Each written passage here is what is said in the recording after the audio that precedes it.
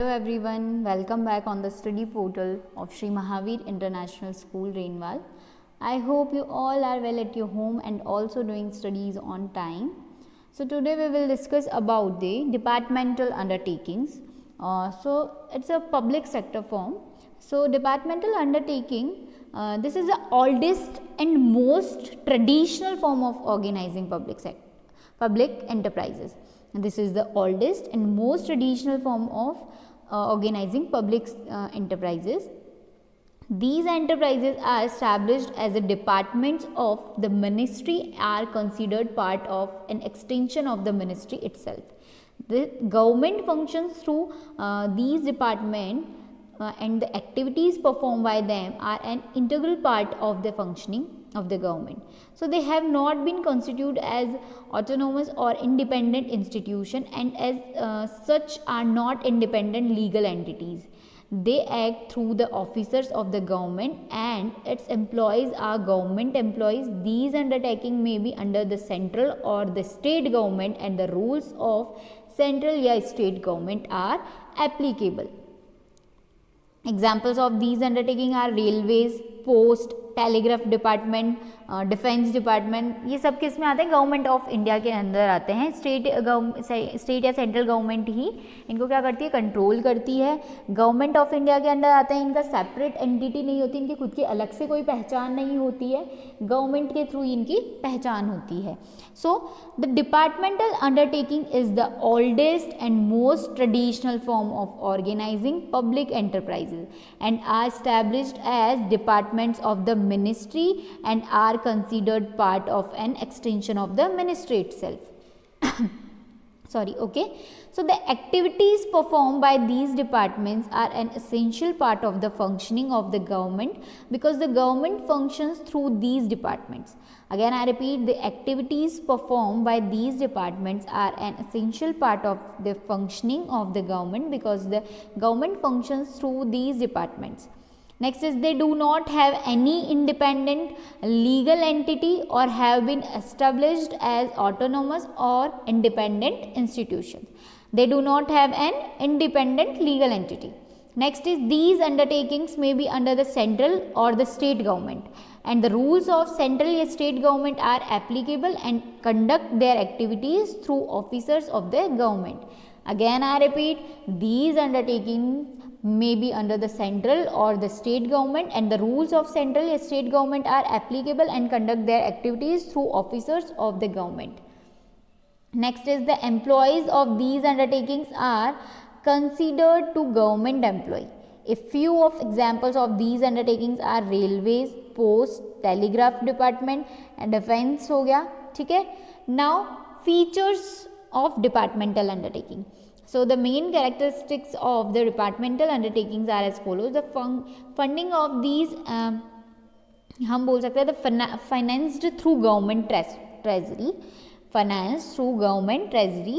The funding of these enterprises come directly from the government treasury and are an annual appropriation from the budget of the government. The revenue earned by these is also paid into the treasury. An annual appropriation from the budget of the government is made. The funding of these enterprises come directly from the government treasury. The revenue earned by these is also paid into the treasury. Now next is audit and control. Second feature is audit and control. So they are subject to accounting and audit controls applicable to the other government activities. Okay, they are subject to accounting and audit controls applicable to other government activities. Now third one is government employees. Okay, so the employees of the enterprises are government servants and their recruitment and condition of services are the same as that of the other employees directly under the government. So they are headed by the Indian Administrative Services IAS officers and civil servants who are transferable from one ministry to another ministry. Okay, and the employees of the enterprises are government servants and are headed by Indian Administrative Services IAS. What is the full form of IAS? IAS, Indian Administrative Services. officers and civil servants who are transferable from one ministry to another ministry. Now next is control. It is generally considered to be a major subdivision of the government department and is subject to direct control of the ministry. Okay, it is subject to direct control of the ministry, as it is generally considered to be a major subdivision of the government department. Now next is accountability. So they are accountable to the ministry since their management is directly under the concerned ministry. Since the management is directly under the concerned ministry and accountable to the ministry. Now, merits of departmental undertaking. So, merits. Departmental undertaking have certain advantages which are as follow. First is these undertakings facilitate the parliament to exercise effective control over the operations. Second is these ensure a high degree of public accountability. Third one is the revenue earned by the enterprises goes directly to the treasury and hence is a source of income for the government. And fourth is where national security is concerned, this form is most suitable since it's under the direct control and supervisor of the concerned ministry. So, the various merits of a departmental undertaking are explained below. First is centralized control, second is public accountability, third one is source of revenue, and fourth is suitable form. So, first is centralized control. These are subject to effective control by the parliament over their operations. Second is public accountability. They are subject to high degree of public accountability. C. Source of revenue. They serve as a source of income from the government as the revenue earned by the enterprises goes directly to the treasury.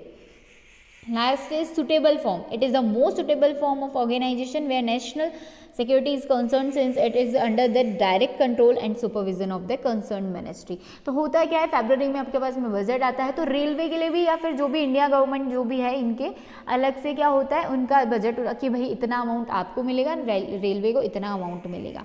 ठीक है. Now last is limitations of departmental undertaking. Limitations. This form of organization suffer from serious drawbacks, some of which are as follow. First is departmental undertakings fail to provide flexibility which is essential for the smooth operation of business.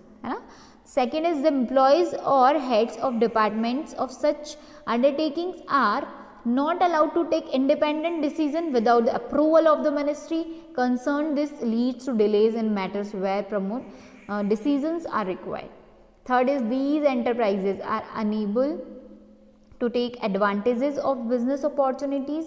The bureaucratic overcautious and conservative approvals does not allow them to take risky ventures.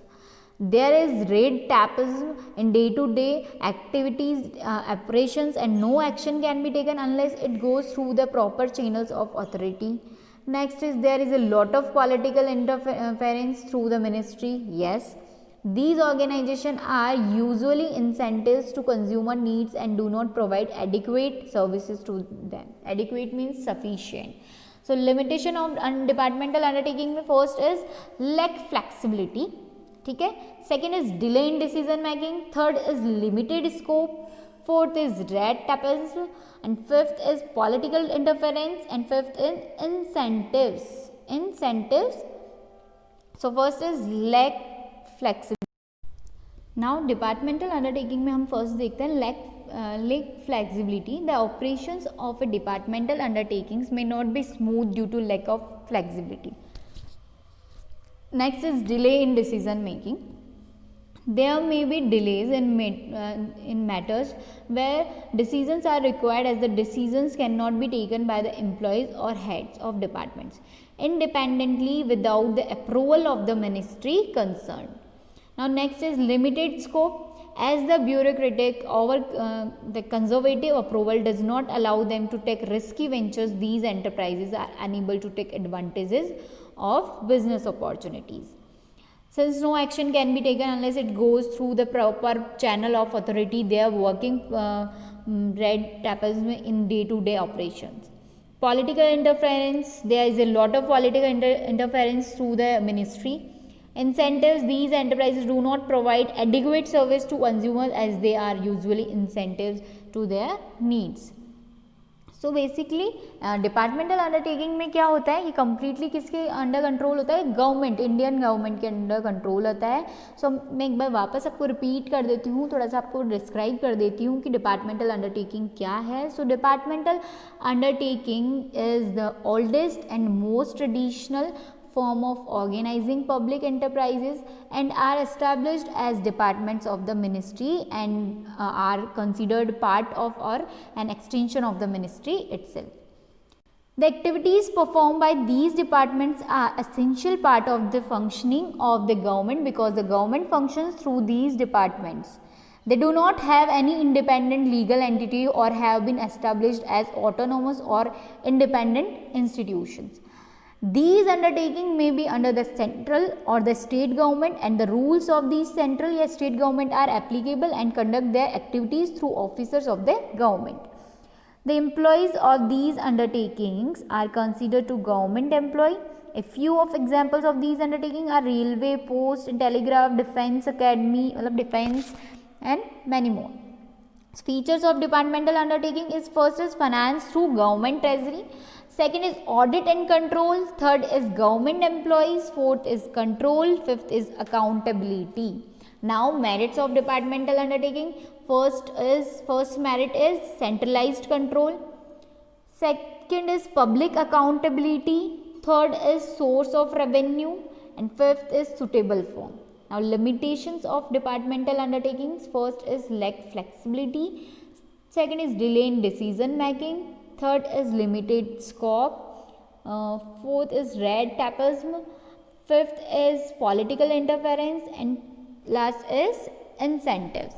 Now statutory corporation, we will discuss about the statutory corporation in next video.